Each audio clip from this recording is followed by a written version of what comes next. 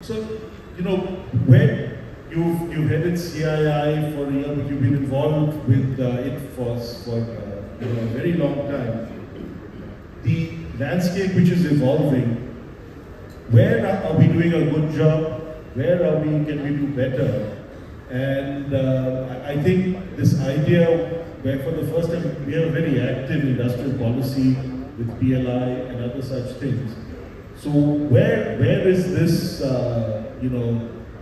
can it be pushed more? And where are the sectors where you think it's more appropriate that private sector is working in a competitive market space? Thank you, Suzanne. If I step back and look at your theme, building a competitive and future-ready business, in a way that reflects on the way in which you look at the answer. So, first and foremost, as I said earlier, it is first important for us to understand what is India, where India wants to position itself from being future ready. I think the good news is that there is a clear understanding both from industry and from the government and the, I would call it, sectors across, that if we are going to be part of the global growth story and in a way lead the global growth story, we need to shape the agenda in a manner which it suits us. First and foremost, that means in the past we have always had, I would call it, the developed countries trying to lead what is in their own best interest, and rightly so. As we do that today, the focus is on doing what is best for India and therefore what is best for, let us say, the developing countries of the global south as a scheme for. That is obviously one of the core focus which we do track from the B20. And I think setting the right agenda is itself necessary for us to be future. That's number one. Number two, if you look at the focus on from moving into the ease of doing business to the cost of doing business, which builds up the competitiveness, especially of manufacturing. I think that's the second step in terms of looking at preparing ourselves for the future. As we do that, I think whether it is from the government or from the industry, the continuous focus on sustainability, the continuous focus on developing the new future for tomorrow, which is, I would call it digitization, and the last but not the least, the proper use of, I would call it, technologies like artificial intelligence or machine learning, which can benefit us and use it responsibly.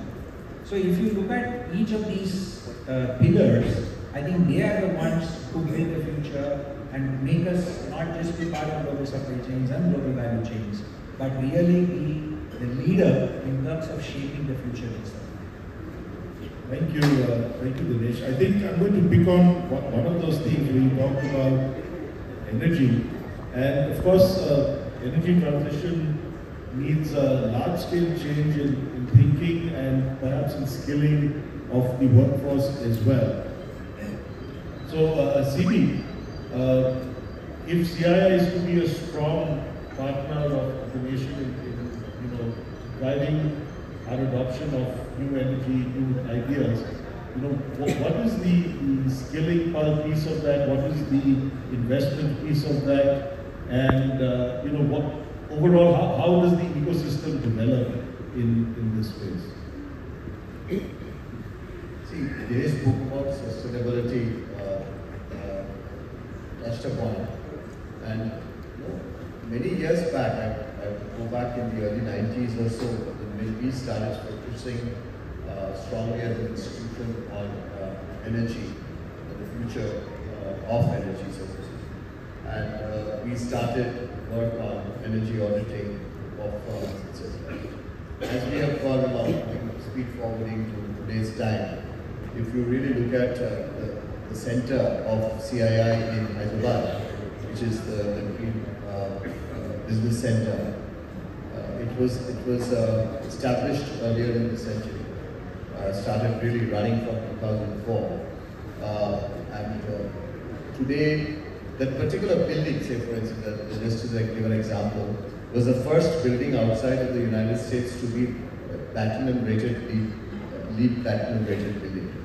And the focus of that was to see how we, again, get ourselves more looking at the how energy can be conserved and how we can be green. So today, India has crossed 11 billion square feet of green certified space from that particular center. It's a center based in Hyderabad. It's a pan-India sort of. Then now we have a center of excellence on sustainable development, working with companies on going to a net zero, hard to abate sectors especially. The third piece is seeing how through our verticals on renewables, we are able to see by 2030 or so, 50% of the entire energy is green energy. So all of this is work in progress, if one could say.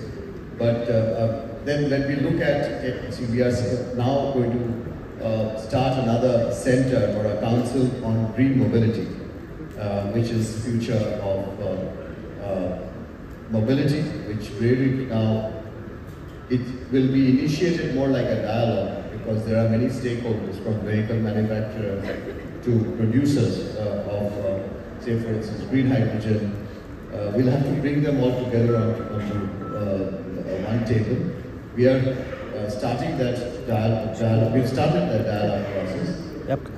Very recently, something called Bharat Mobility got held in Delhi. And since then, we've been working with various stakeholders, the component industry, and today we see the transition taking place, be it on hybrid, the right type of choice, the right type of mix that we require. That's a huge piece of discussion which we have initiated, bringing more and more stakeholders into place. So it's these type of areas of work that we are now more and more involving ourselves or developing capacity internally and getting our councils, which is, of course, as you know, our members, to contribute in a form of a board, if I can say, in these areas, to look at how we move ahead. Areas like, say, for instance, we have green products today, and we are also doing certification of these green products. So it's green cement. So there is a wing which consults basically companies and entities in how you could move towards that green transition. And there is also a certification body which is set standard and gives certification of the product. So that's the, I mean, if I can say, sort of 35,000 feet on the way we are trying to work. Just add one thing, that's a very important point. Setting the standards, when he uses that word, I think he's, I would say, taking less credit for what we are trying to do. We will set the standard which hopefully will then become the global accepted standard. I think that's really important. Thank you. We also have some questions from the floor. Can I request Mr. Suman, Executive Director of ITC, we have a mic for Mr. Suman, please. To Mr. Banerjee, how are you looking at climate and adverse climatic events, and how we as the industry should kind of realign to make sure that our supply chains are climate resistant? Because there can be serious disruptions in our supply chain if you have flooding or drought and so on. So how do businesses become more climate resistant, given the kind of climatic advances in the climatic change that CII doing in work on that? Both of us will answer that question, but it's strange that you asked this question today, because a few days back both of us were in Singapore, and in one of our discussions with, I think it was with one of the ministers, that we talked about this issue in a manner and how it's no more a country-specific issue. And today, the climatic issues that we face are very region-specific, so region or rather nature. So we were looking at tech centers of excellence or regional centers, and it could be have to be a coalition of countries where we could look at not just forecasting but also understanding as to how do we navigate through those challenges for the future. In the very recent past, we worked with IIT Kanpur and formed a cell which were actually looking into the type of early warning predictions. And this started during COVID, and we took COVID as an example, health hazard, but when we are trying to diversify, especially in the area of private, and looking at how the future trends are emerging, the type of be it the wind pattern or be it the crop pattern, or what's going to be the floodings, so to say. All of that we have been modeling with them, and that's something that we would like to grow at. And that's why I said Singapore, because we'd like to take it beyond just our country and have a proper origin. Now, the second part of the answer, I would think that we have institutions like, we have an institution called FACE, Food and Agriculture Center of Excellence. Now that really works with farmer producer organizations and others in seeing how we are able to look at crops which are drought resistant crops. How do we look at popularizing it, so to say? How do we build capacity amongst our farmers?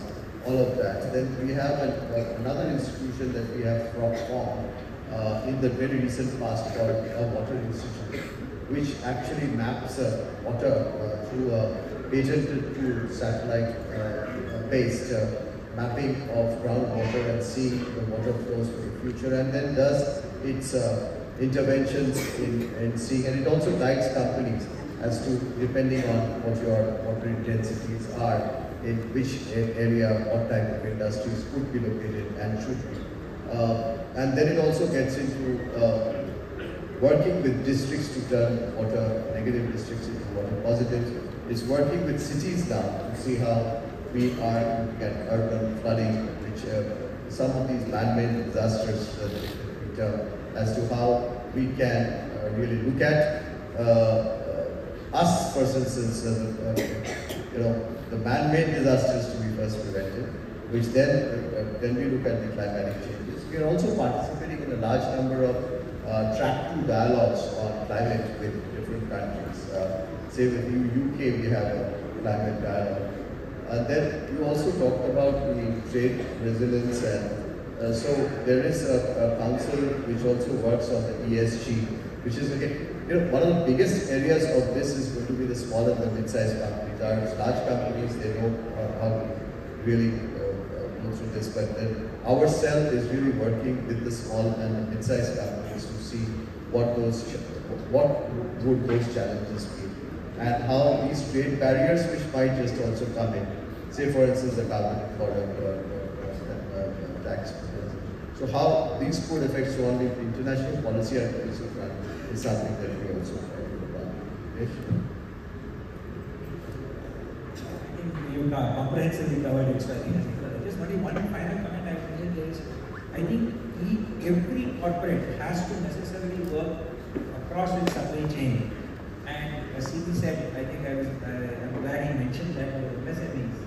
And the last link in the supply chain, which is going to be the weakest, is the one on which I think we will have to focus on.